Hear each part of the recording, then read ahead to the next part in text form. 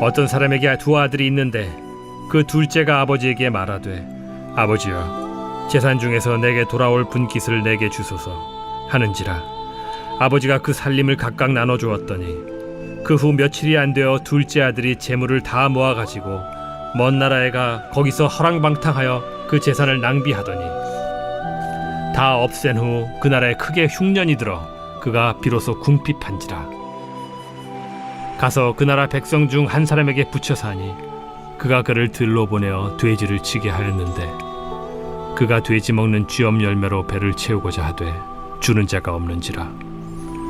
이에 스스로 돌이켜 이르되 내 아버지에게는 양식이 풍족한 품꾼이 얼마나 많은가. 나는 여기서 줄여 죽는구나. 내가 일어나 아버지께 가서 이르기를 아버지, 내가 하늘과 아버지께 죄를 지었사오니 지금부터는 아버지의 아들이라 일컬음을 감당하지 못하겠나이다. 나를 품꾼의 하나로 보소서 하리라 하고 이에 일어나서 아버지께로 돌아가니라. 아직도 거리가 먼데 아버지가 그를 보고 측은히 여겨 달려가 목을 안고 입을 맞추니 아들이 이르되 아버지, 내가 하늘과 아버지께 죄를 지었사오니 지금부터는 아버지의 아들이라 일컬음을 감당하지 못하겠나이다 하나 아버지는 종들에게 이르되 제일 좋은 옷을 내어다가 입히고 손에 가락지를 끼우고 발에 신을 신기라. 그리고 살찐 송아지를 끌어다가 잡으라. 우리가 먹고 즐기자. 이 내 아들은 죽었다가 다시 살아났으며 내가 잃었다가 다시 얻었노라 하니 그들이 즐거워하더라. 맏아들은 밭에 있다가 돌아와 집에 가까이 왔을 때 풍악과 춤추는 소리를 듣고 한 종을 불러 이 무슨 일인가 물은데 대답하되 당신의 동생이 돌아왔음에 당신의 아버지가 건강한 그를 다시 맞아들이게 됨으로 인하여 살찐 송아지를 잡았나이다 하니 그가 노하여 들어가고자 하지 아니하거늘 아버지가 나와서 고난데 아버지께 대답하여 이르되 내가 여러 해 아버지를 섬겨 명을 어김이 없거늘 내게는 염소 새끼라도 주어 나와 내 벗으로 즐기게 하신 일이 없더니 아버지의 살림을 장녀들과 함께 삼켜버린 이 아들이 돌아오매 이를 위하여 살찐 송아지를 잡으셨나이다. 아버지가 이르되 예, 너는 항상 나와 함께 있으니 내 것이 다 네 것이로되 이 내 동생은 죽었다가 살아났으며 내가 잃었다가 얻었기로 우리가 즐거워하고 기뻐하는 것이 마땅하다 하니라.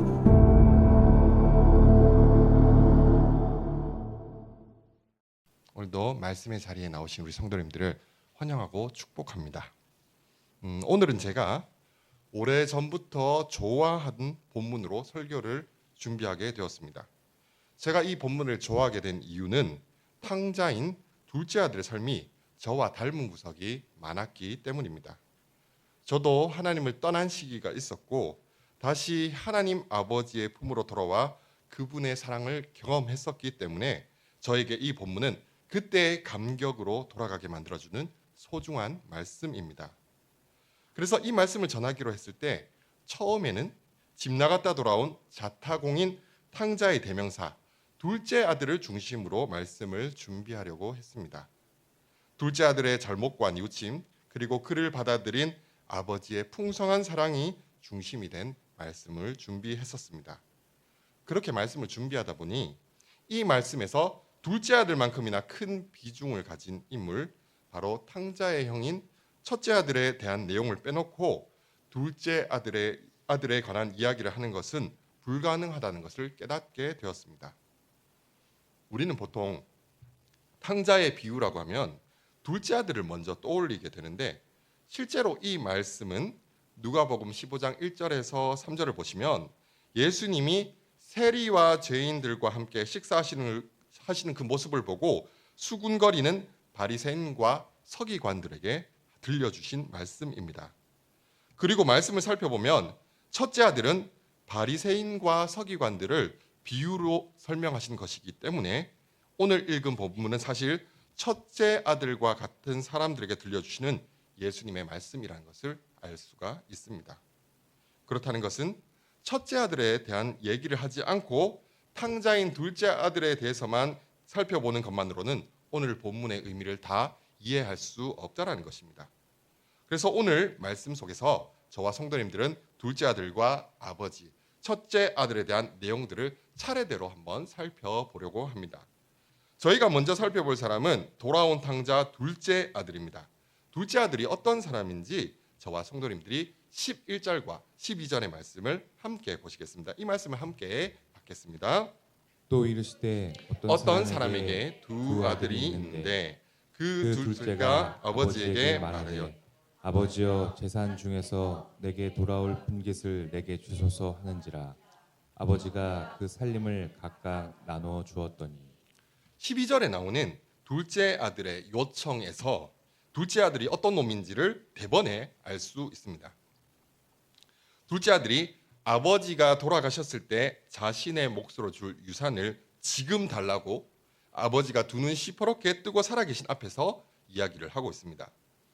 오늘날에도 부모님이 건강하게 살아계실 때 유산 얘기를 하는 것은 좋지 않게 여기는데 이 당시에는 더욱 그랬습니다.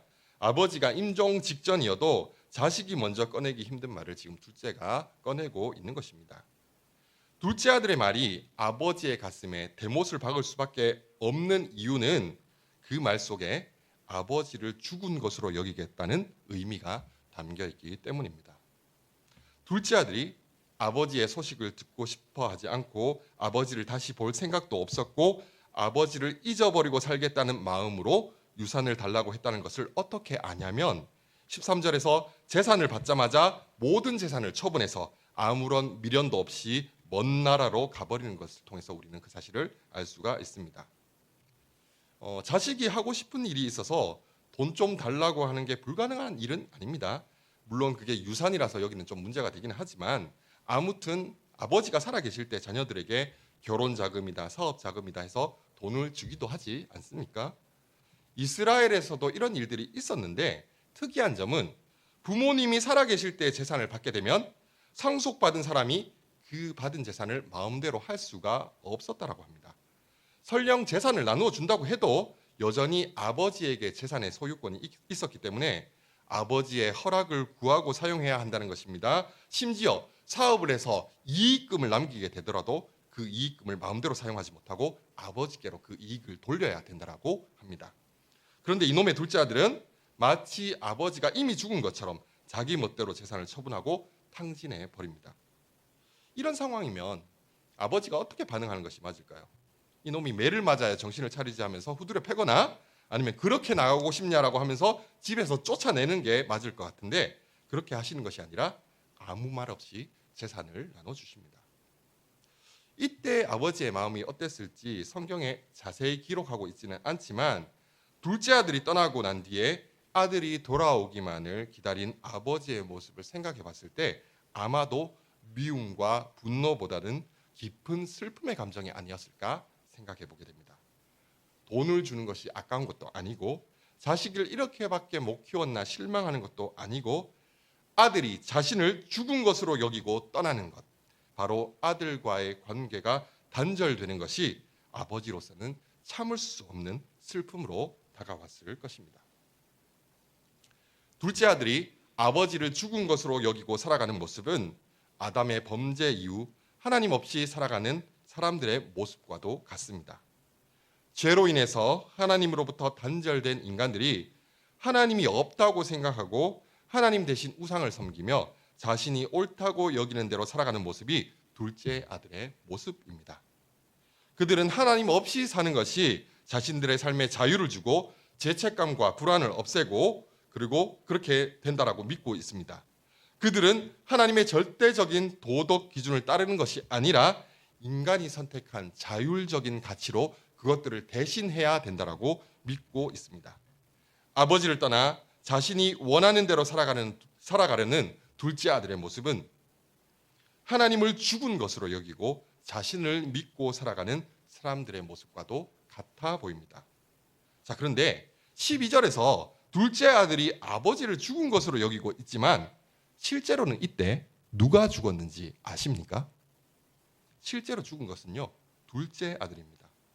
뒤에 24절에 보시면요, 아버지가 돌아온 둘째 아들에 대해서 이렇게 말씀합니다. 이 내 아들은 죽었다가 다시 살아났으며. 이때 죽은 것은요, 바로 둘째 아들 자신이었습니다. 아들이 다시 돌아왔을 때의 기쁨이 아들이 죽었다가 살아난 것에 대한 기쁨이라면 아들이 아버지를 떠날 때 아버지가 슬퍼한 이유는 무엇이었을까요? 바로 아들이 죽은 것에 대한 슬픔인 것입니다. 하나님을 죽은 것처럼 여기고 살아가는 사람들은 자신들이 하나님을 버렸다고 생각하겠지만 실상은 하나님을 떠난 시점에서 본인들이 죽은 것입니다. 그리고 이렇게 하나님을 떠나 제멋대로 살아가는 사람들을 바라보시는 하나님의 마음은 미움과 분노가 아니라 슬픔과 탄식입니다. 창세기 6장을 보시면 하나님께서 사람의 죄악이 세상에 가득하고 생각하는 모든 계획이 항상 악할 뿐임을 보시고 땅 위에 사람 지으셨음을 한탄하사 마음에 근심하셨다라고 기록하고 있습니다. 이게 내가 저것들을 왜 만들었지라고 후회하셨다는 말이 아니라 한탄이라는 말은 원래 강하게 숨쉬는 것. 우리가 아까 안타까운 일이 있을 때 후 하고 이렇게 죄송합니다. 이렇게 클 줄 몰랐습니다. 네. 이렇게 후 하고 한숨 쉴 때 있지 않습니까? 그것이 바로 하나님께서 한탄하셨다라는 말의 의미입니다. 또 근심하셨다라는 말은요. 본래 이 새기다라는 말입니다. 새기다. 어떤 대상을 마음에 새기고 그를 위하여 근심하고 슬퍼한다는 뜻이 바로 마음에 근심하셨다는 말의 뜻입니다. 하나님이 한탄하고 근심하셨다는 것은요. 죄로 인해서 스스로 고통받는 인간들의 모습을 보시며 내가 너희들 그렇게 고생하라고 그렇게 고생하며 살라고 창조한 것이 아닌데라며 안타까워하시고 마음에 그들을 새기고 아파하셨다는 것을 우리에게 보여주는 말씀인 것입니다. 마치 둘째 아들은 자신을 죽었다 여기고 아버지 자신을 죽었다 여기고 떠나갔지만 자신을 떠난 아들을 마음에 새기고 날마다 동구 밖에 나와서 아들을 기다리는 아버지의 모습과 같은 것입니다. 저는 제가 하나님을 떠나서 생고생하면서 살아갈 때 저만 힘들고 괴로운지 알았는데 그게 아니었습니다. 먼저는 저 때문에 눈물로 기도하신 저희 어머니도 참 마음 아프셨을 것입니다. 이 자리에도 자녀와 그리고 가족을 마음에 새기고 날마다 안타까움과 슬픔으로 기도하는 분들이 계실 것입니다. 저렇게 살아서는 안 되는데 도대체 언제쯤 하나님께서 만나 주실까라며 안타까운 마음으로 자녀와 가족이 하나님 품으로 돌아오길 기다리는 분이 계실 것입니다. 그런 분들에게 한 가지 소망의 말씀을 들려드리기를 원합니다. 이사야 49장 15절 16절의 말씀인데요. 저와 성도님들이 그 말씀을 함께 읽겠습니다. 함께 받겠습니다. 여인이 어찌 그 젖먹는 자식을 잊겠으며 자기 태에서 난 아들을 긍휼히 여기지 않겠느냐. 그들은 혹시 잊을지라도 나는 너를 잊지 아니할 것이라. 내가 너를 내 손바닥에 새겼고. 아멘. 설령 내가 믿음이 약해지고 내 자녀를 위한 기도를 놓쳐버릴 때도 하나님께서 그분의 자녀들을 결코 잊어버리지 않으십니다. 하나님께서 잊어버리지 않으시는 이유는요. 하나님의 손바닥에 새겼기 때문입니다. 불교에서는 부처님 손바닥 아니다 이러는데요. 우리는 너는 하나님 손바닥에 새겼다라고 말할 수 있는 것입니다. 그것도 십자가의 대못으로 새겨놨기 때문에 결코 잊어버리실 수가 없습니다. 이 하나님 아버지의 신실하신 사랑이 가족을 위해 눈물로 기도하시는 성도님들의 소망이 되시기를 원합니다. 이 신실한 사랑이 있었기 때문에 아버지가 둘째 아들을 먼 나라로 보내줄 수 있었던 거거든요. 네가 나를 죽은 자로 여기고 나를 떠나가지만 내가 돌아올 때까지 나는 너를 절대 포기하지 않고 기다릴 거야 라는 신실한 사랑으로 아버지는 둘째 아들을 보내줍니다. 그리고 그 아들을 기다리죠. 이런 아버지의 마음을 모르는 둘째 아들은요. 잽싸게 재산을 처분하고 먼 나라로 가서 허랑방탕하게 살면서 재산을 다 없애버립니다. 그리고 나서 온 나라에 흉년이 들고 나니 비로소 궁핍하게 되었습니다. 만약 흉년이 안 들었다면 계속 살만했을까요? 그런 생각도 들지만 하나님의 풍성한 생명을 떠난 인간에게 궁핍함이 찾아오는 것은요. 피할 수 없이 정해진 수순입니다.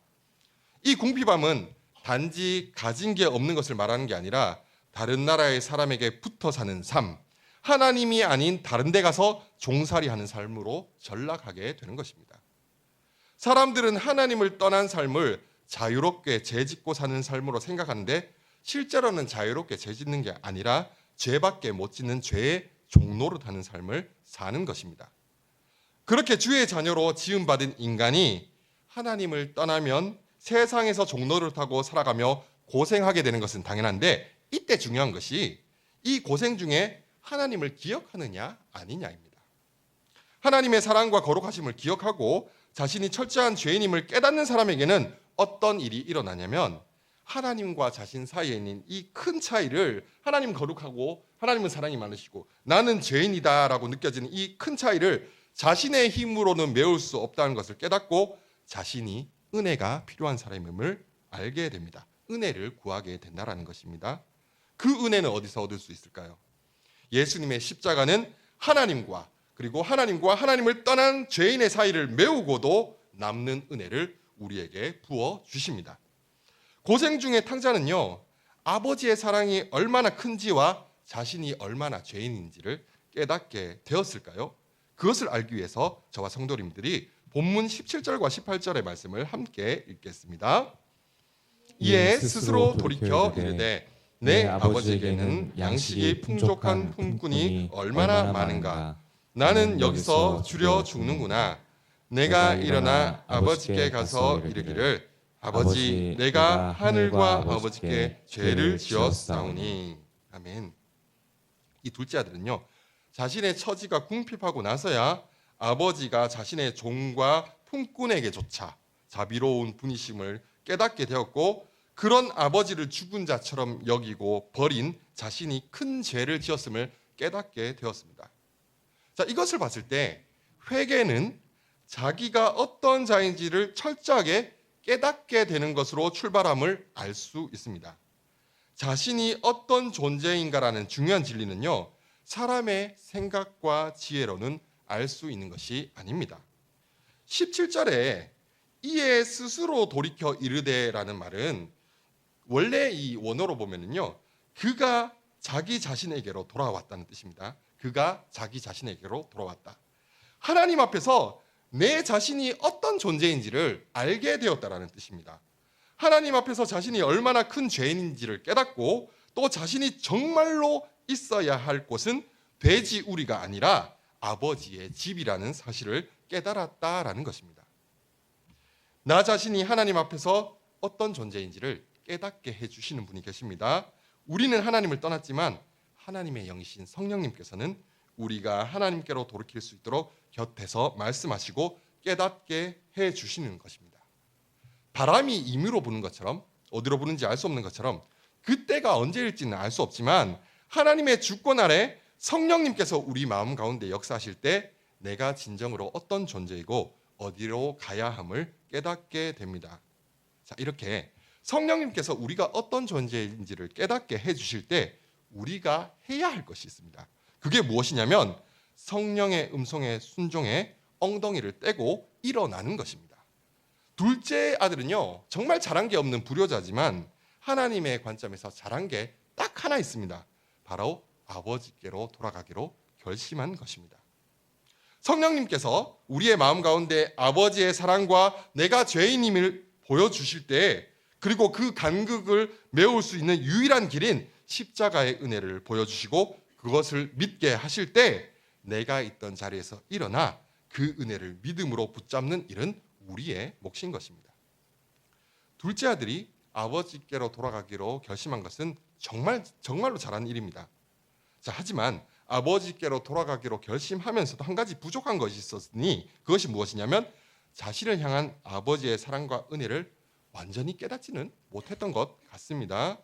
아버지가 사랑과 자비가 많으시고 자신이 또 죄인이라는 것을 깨달았지만 아버지의 그 사랑이 나를 향한 사랑이라는 사실은 완전히 깨닫지 못한 것입니다.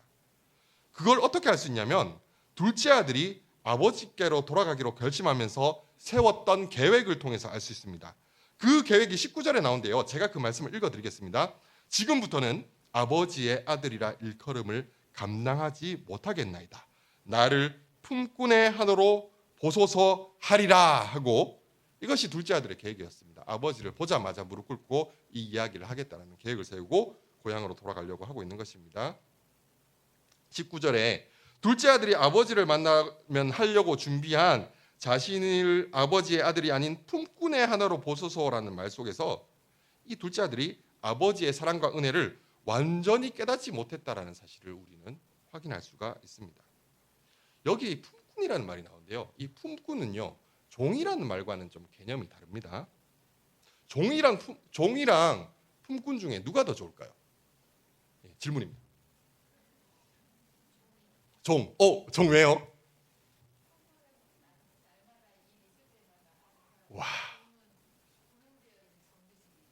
와, 네, 우리 박수 한번 주시기 바랍니다. 네, 정답입니다, 정답.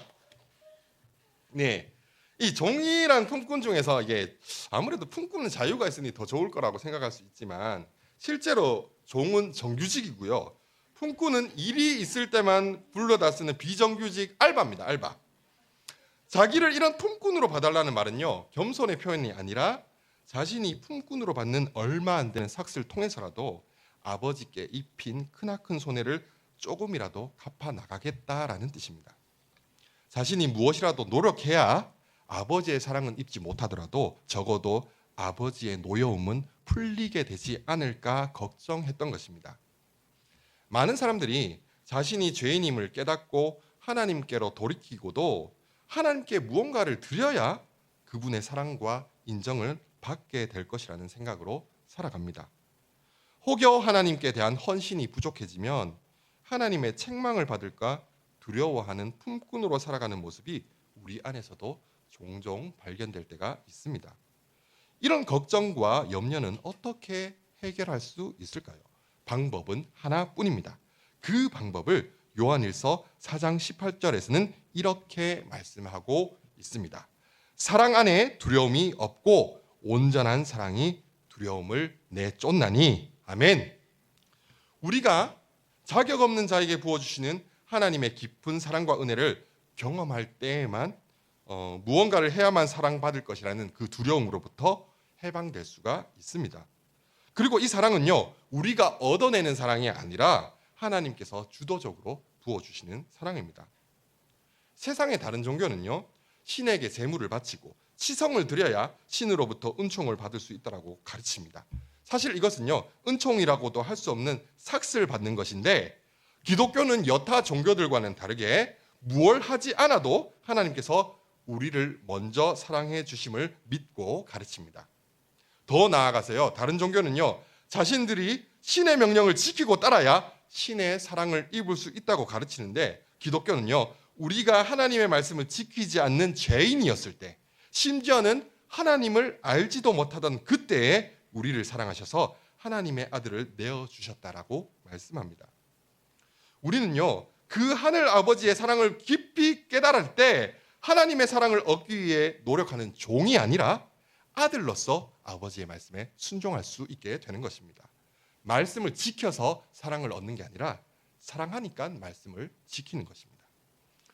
오늘 본문에서도 이런 하나님의 무조건적이면서도 주도적인 사랑을 발견할 수 있는 장면들이 나옵니다. 20절의 말씀을 저와 성도님들이 함께 읽겠습니다. 이에 일어나서 아버지께로 돌아가니라.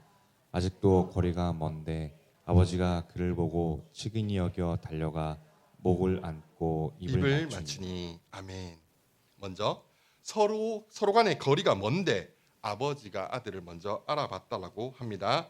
이것은 아버지가 어쩌다 밖에 나왔다가 아들을 발견한 것이 아니라 계속해서 아들이 돌아오기만을 기다리고 서 있었음을 확인할 수 있는 것입니다. 그렇기 때문에 처음 떠난 모습과 전혀 달라진 거짓골로 돌아오는 아들을 단숨에 알아볼 수 있었던 것이죠.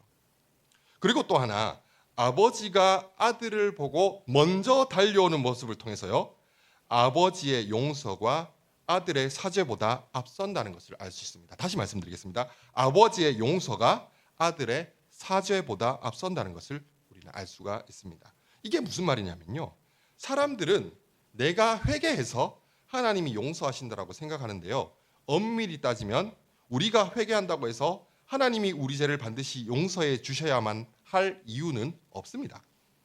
그럼에도 우리가 우리 죄를 자백할 때 하나님이 우리를 용서해 주시는 이유는요, 하나님께서 우리가 회개할 때 우리를 용서해 주시기로 이미 작정하셨기 때문입니다. 저는 종종 제 회개의 진정성을 보여드리기 위해 죄 짓고 나서 무릎 꿇고 간절히 기도하면 하나님이 더 치근히 여겨주시겠지라는 생각을 하곤 하는데요. 사실 그럴 필요도 없습니다. 오늘 말씀을 보시면요. 아버지가 아들에게 무릎 꿇을 틈도 주지 않습니다. 그리고 쉴 새 없이 아들에게 입 맞추면 이 입 맞춘다는 말이요. 한 번만 입 맞췄다는 게 아니고요. 계속해서 이렇게 입을 맞췄다는 뜻이거든요. 그렇게 하면서 아들이 자신이 준비한 말을 다 하기도 전에 뭐라 얘기를 하긴 합니다. 자, 근데 그 말을 다 하기도 전에 가장 좋은 옷과 반지와 신을 신겨버립니다. 네가 무엇을 하든 말든 너는 용서받았고 내 아들이라는 것입니다. 그리고 살진 송아지를 잡아서 잔치를 벌이고 기뻐합니다. 참 뻔뻔하게 들릴 수도 있는데요. 우리가 회개할 때 하나님께서 즉시로 우리의 죄를 사해 주셨음을 믿고 그 부분에 대해서 자유할 필요가 있습니다. 물론 죄를 지은 것에 대해 죄송한 마음을 가질 수는 있고 죄의 책임을 져야 할 부분이 있으면 계속 져야겠지만 회개하고 나서도 하나님 앞에 죄의식을 가지고 하나님 앞에 나아가기를 주저하고 있다면 혹시나 내가 하나님께 무엇을 해서 하나님의 용서를 얻어내려고 하는 것은 아닌지 점검해 볼 필요가 있는 것입니다. 아버지는 아들이 아버지께로 돌아왔을 때 이미 아들이 이전까지 자신에게 준 손해와 아픔은 잊어버린 것처럼 기뻐합니다. 아버지가 이렇게까지 기뻐하시는 이유는요. 이전에 아버지의 슬픔이 재산이나 아들의 태도 때문에 슬퍼했던 것이 아니라 아들이 죽었었기 때문이고 이제 그 아들이 다시 살아났기 때문에 이전에 슬퍼했던 것보다 더 크게 기뻐하는 것입니다. 우리는 종종 우리가 무엇을 해야 하나님이 기뻐하신다라고 생각하는데 우리가 하나님을 기쁘시게 하는 가장 좋은 방법은요. 하나님의 품에 머물러 살아가는 것입니다. 하나님이 우리에게 일을 맡기시는 이유도 하나님이 말씀을 지키라고 명령하시는 이유도 우리가 그분의 사랑 안에서 머물도록 하기 위함임을 우리는 결코 잊어서는 안 됩니다. 요한복음 15장 10절 11절에서요. 예수님께서 저와 성도님들에게 무엇을 명령하시는지 함께 읽어보도록 하겠습니다. 함께 이 말씀을 읽겠습니다. 내가 아버지의 계명을 지켜 그의 사랑 안에 거하는 것 같이 너희도 내 계명을 지키면 내 사랑 안에 거하리라. 내가 이것을 너희에게 이름은 내 기쁨이 너희 안에 있어 너의 기쁨을 충만하게 하려 함이라. 함이라. 아멘. 여기서 예수님께서 저와 성도님들에게 예수님의 계명을 지키라고 하시는 이유는요. 예수님의 사랑 안에 머물도록 하기 위함이라고 말씀합니다. 그래서 하나님께 순종함으로 누리는 그 기쁨을 우리도 누리게 하심이 목적이라고 하고 있습니다. 그 여담이지만 에덴 동산에서 하나님께서 아담에게 무슨 일을 맡기시죠? 그 동물들, 그 생물들 이름 짓는 일을 맡기시지 않습니까? 자, 그런데 그 일을 맡기시는 이유는 아담이 무엇이라고 부르나 보기 위해서 그 일을 맡기셨다라고 합니다. 이게 아담이 동물 이름을 똑바로 짓는지 맡긴 일을 잘하고 있는지를 보시겠다는 것이 아니라 아담이 짓는 이름을 통해서 아담이 하나님께 순종함을 통해서 하나님이 아담과 교제하고 싶으셔서 그 일을 맡기신 것입니다. 예, 너는 이 생물의 이름을 왜 이렇게 지었니? 그런 뜻이구나. 너무 잘 지었네. 짝짝짝짝. 이것이 하나님이 아담에게 일을 맡기신 목적인 것입니다.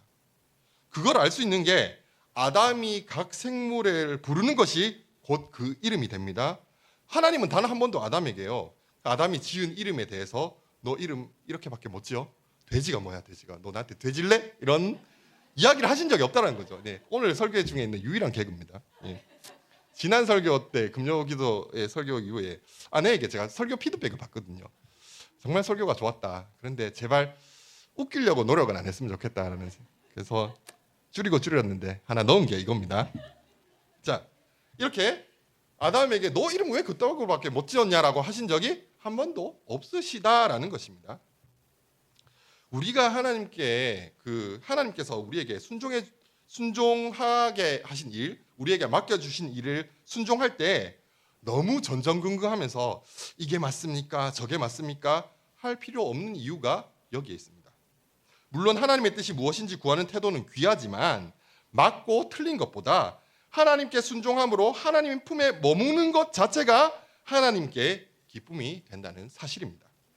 오히려 이게 하나님의 뜻이라고 서로 싸우는 것이야말로 하나님께서 원하시는 뜻이 아니라는 사실을 우리는 잊어버려서는 안 되는 것입니다.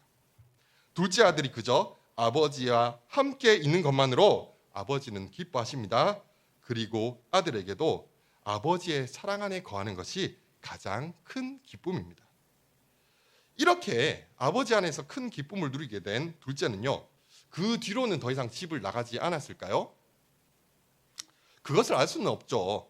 하지만 아마도 아버지와 함께 있으면서 아버지의 사랑과 무엇이 아버지를 기쁘게 하시는지 희미해질 때는 있었을 것이라는 생각이 듭니다. 그럴 때마다 자신을 기다리고 맞아주셨던 아버지의 사랑과 그 아버지의 기뻐하시는 모습을 기억하며 아버지를 떠나지 않으려고 노력했을 것이 분명하다는 생각을 하게 됩니다. 왜냐하면 둘째 아들은요, 자신이 있어야 할 곳이 어딘지를 분명히 깨닫게 되었기 때문입니다. 저와 성도님들도 때로는 아버지의 사랑과 은혜에 기대기보다는 내 노력과 열심을 통해 아버지의 사랑을 얻으려 할 때가 참 많은 것 같습니다. 그럴 때마다 하나님은 나의 일을 받으시는 것이 아니라 하나님께 순종하는 내 모습, 하나님께 머물러 있는 그 자체를 기뻐하신다는 사실을 꼭 기억하시기를 바랍니다. 그것이 바로 종이 아니라 은혜 안에 머물러 있는 자녀의 모습입니다. 이 자리에 계신 모든 분들이 아버지의 사랑 안에 머물러 항상 기쁨을 누리는 복된 자녀의 삶을 사시기를 간절히 소망합니다. 라고 설교를 끝내야 되는데 아버지와 함께 살면서도 그 기쁨을 못 누리는 못난 아들이 하나 있어서 그놈도 좀 소개를 해드려야 될 것 같습니다. 사실 이 설교는 첫째 아들에 대한 이야기를 주로 하고 싶었는데요. 둘째 아들 얘기만 했는데 벌써 설교 원고 중에서 10페이지를 썼더라고요. 제가 보통 설교를 한 12페이지 정도 쓰는데 이미 10페이지가 둘째 아들 때문에 이놈도 참 문제라 가지고 10페이지를 써버렸는데, 그래도 첫째 아들의 이야기가 너무 중요해서 요점만 짚어서 빠르게 말씀을 드리기를 원합니다. 둘째 아들이 탕자인 것처럼, 아니 그 이상으로 첫째 아들도 탕자입니다. 둘 다 아버지의 마음을 아프게 한 불효자들인데 실상을 들여다보면 이 첫째 아들의 상태가 더 심각하다는 것을 알 수 있습니다. 둘째 아들이 돌아온 것 때문에 아버지가 집안 사람들과 함께 즐거워하고 있을 때 그 잔치에 들어가지 않고 입이 대빨 나온 사람은 바로 그의 형인 첫째 아들이었습니다. 그는 밭에서 땀 흘려 일하고 돌아오던 중 집에 가까이 왔을 때 풍악과 춤추는 소리를 듣습니다. 그래서 종에게 무슨 일인지를 물었는데 자신의 동생이 건강하게 돌아왔고 그로 인해 아버지가 살진 송아지를 잡아서 잔치를 벌였다라는 이야기를 듣게 됩니다. 이 이야기를 듣고 첫째 아들이 화를 내며 잔치를 벌이고 있는 집에 들어가지 않는데 첫째 아들이 화내는 이유가 무엇인지 29절과 30절에 나옵니다. 그 말씀을 저와 성도님들이 함께 받기를 원합니다. 함께 받겠습니다. 아버지께서 대답하여 이르되 내가 여러 해 아버지를 섬겨 명을 어김이 없거늘 내게는 염소 새끼라도 주어 나와 내 벗으로 즐기게 하신 일이 없더니 아버지의 살림을 창녀들과 함께 삼켜버린 이 아들이 돌아오매 이를 위하여 살찐 송아리를 잡으셨나이다. 아멘. 형인 첫째 아들이 화낸 이유는 간단히 말하자면 자기는 집에서 뼈 빠지게 일했는데도 아버지가 자신에게 무엇 하나 해준 게 없는데 저 방탕한 불효자식인 둘째 아들에게는 송아지를 잡아서 잔치를 베풀었다라는 것입니다. 첫째 아들이 하는 말이 사실이라면 충분히 서운할 만한 것 같습니다. 자, 그런데 아버지가 아무것도 주지 않았다라는 첫째 아들의 말이 과연 사실일까요? 그것을 확인하기 위해서 우리는요, 오늘 본문 12절의 말씀으로 돌아가서 다시 한번 그 말씀을 살펴봐야 합니다. 저와 성도님들이 12절의 말씀을 같이 읽겠습니다. 그 둘째가 아버지에게 말하되 아버지여 재산 중에서 내게 돌아올 분깃을 내게 주소서 하는지라 아버지가 그 살림을 각각 나눠 주었더니. 아멘. 11절을 보시면요, 살림을 각각 나누어 주었더니라고 합니다. 이 말은요, 아버지가 둘째 아들에게 유산을 줄 때 형에게도 유산을 주었음을 의미합니다. 그리고 유대 관습상 첫째 아들은 장자이기 때문에 똑같은 유산을 받은 게 아니라 둘째가 받은 것을 것의 2배의 몫을 받았을 것입니다. 이 말은요, 첫째 아들이 아무것도 안 받은 자가 아니라 더 받은 자이고 다 받은 자라는 것입니다. 염소 새끼를 주신 적이 없을 수밖에 없죠. 염소 새끼만이 아니라 그것을 포함한 아버지의 모든 재산을 이미 첫째 아들에게 다 주었기 때문입니다. 이스라엘 백성들은요, 다른 어떤 민족들보다 하나님의 사랑을 입은 민족이었습니다. 다른 이방 민족을 내어주고서라도 하나님께서 구원해 주신 민족이 유대인이었고, 하나님께서 말씀을 맡겨주신 민족도 유대인들이었습니다. 그리고 약속하신 메시아도 유대인의 혈통으로 보내주셨기에 구원은 유대인에게서 난다라고 예수님께서 말씀하시는 것입니다. 자, 이렇게 많은 축복을 받은 이스라엘 백성들 중에서도 하나님의 말씀을 누구보다 잘 알고 있는 바리새인과 서기관들이 자신들이 아무것도 받지 못했다라고 말할 수는 없는 것입니다. 자, 그런데 누가복음 15장을 보시면요, 세리와 죄인들이 예수님의 말씀을 듣고 예수님과 함께 식사를 하고 있는데 그 식사 자리에 들어가지 않고 밖에 서 있는 사람들이 누구냐면 바리새인들과 서기관들입니다. 이들이 이렇게 밖에 서 있는 이유는요, 예수님께서 죄인들을 영접하시고 함께 머무는 것을, 다시 말해 그들에게 은혜 베푸시는 것을 이해 못하기 때문입니다.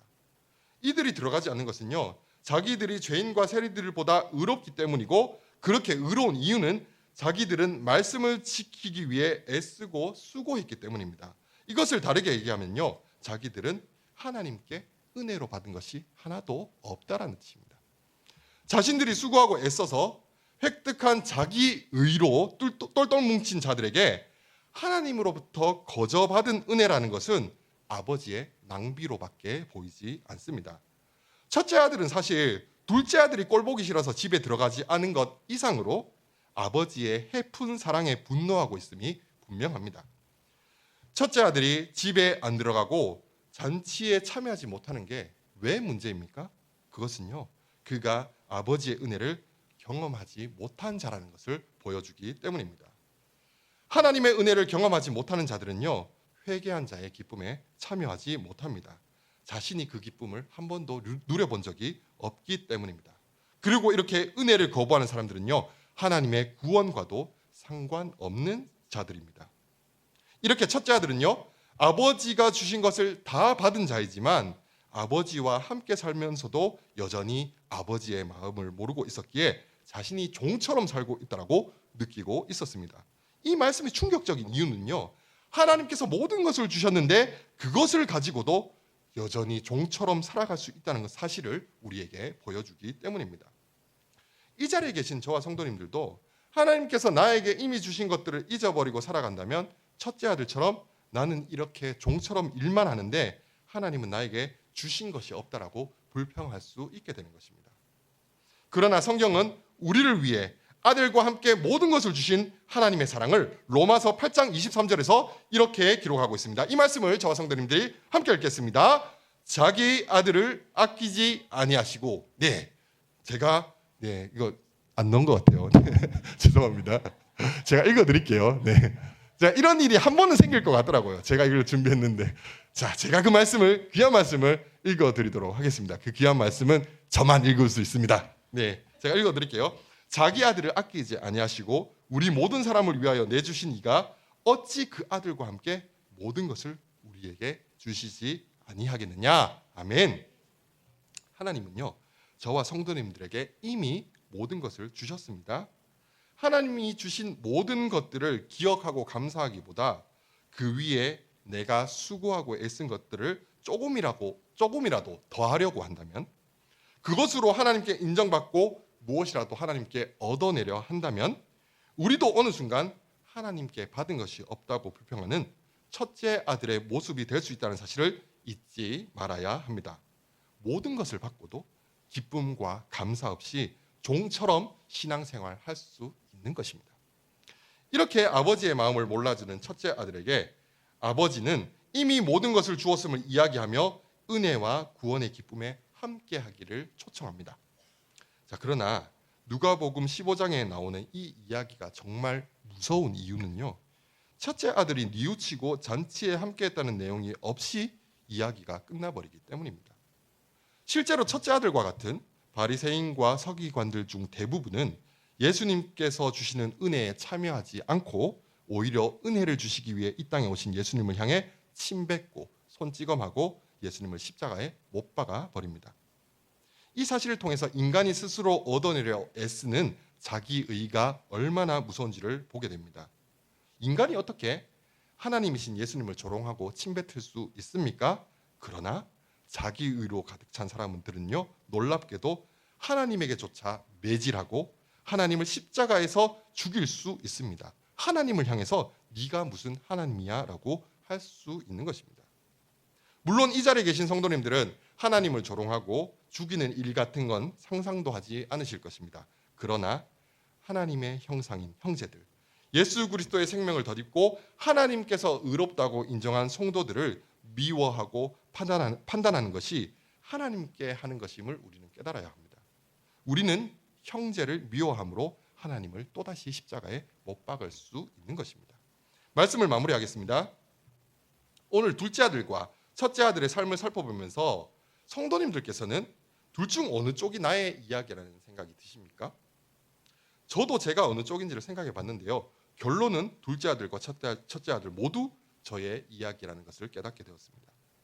이 자리에 계신 성도님들은 삶의 어느 순간에 둘째 아들과 같이 하나님의 크신 용서와 사랑, 은혜를 경험하신 적이 있으실 것입니다. 하나님이 계신지도 모르고 하나님이 죽은 것처럼 내 멋대로 살다가 하나님의 깊은 사랑을 깨닫게 되고 그때의 감격과 감사가 지금까지 이어지는 삶을 사시는 성도님들이 이 자리에 계실 것이라는 생각이 듭니다. 그러나 그 감격이 점점 희미해지고 어느 순간 하나님이 주신 것을 감사하기보다 내가 노력해서 무언가를 얻으려고 애쓰고 기진하지는 않으십니까? 그러면서 아무런 수고도 없이 하나님의 은혜만을 누리려는 사람들을 향해서 손가락질하고 판단하고 계시지는 않으십니까? 오늘 본문에 나오는 둘째 아들과 첫째 아들은 모두 저와 성도님들의 모습일지 모릅니다. 그렇다면 우리는 둘 중 어떤 아들이 되기 위해서 노력해야 될까요? 우리는요, 둘째 아들도 아니고 첫째 아들도 아닌 아버지의 은혜를 아는 자녀가 되어야 합니다. 은혜를 아는 사람만이 아버지의 잔치 자리에 참여할 수 있습니다. 그리고 아버지와 함께 영원한 기쁨을 누릴 수 있습니다. 오늘 말씀과 기도 가운데 내가 바로 은혜가 필요한 사람이고 예수 그리스도와 함께 모든 것을 은혜로 상속받은 하나님의 자녀임을 깨닫는 복된 은혜가 넘치시기를 간절히 소망합니다. 제가 기도하겠습니다. 아버지 하나님, 우리는 아버지 하나님의 그 크신 사랑을 깨달은 자입니다. 우리가 하나님을 없는 것처럼 여기고 내 마음대로 살아가다가 하나님의 그 사랑과 은혜에 감격하여 이제 아버지 하나님의 품 안에 거하게 되었는데 어느 순간 내가 받은 것들을 잊어버리고 첫째 아들처럼 정말 하나님께 받은 것이 없다라고 불평하며 내 힘으로 살아가기 위해 애쓰고 기진할 때가 얼마나 많은지요. 아버지 하나님, 이 시간 성령 하나님께서 우리가 어떤 존재인지를 깨닫게 하여 주시옵소서. 내가 은혜가 필요한 자이고 은혜를 받은 자라는 사실을 깨닫게 하시고 그 감사와 기쁨으로 하나님 안에서 영원한 안식과 행복을 누리는 복된 자녀의 삶을 살 수 있도록 아버지 우리 가운데 말씀하여 주시고 깨닫게 하여 주시옵소서. 이번 말씀 예수님의 이름으로 기도드리옵나이다. 아멘.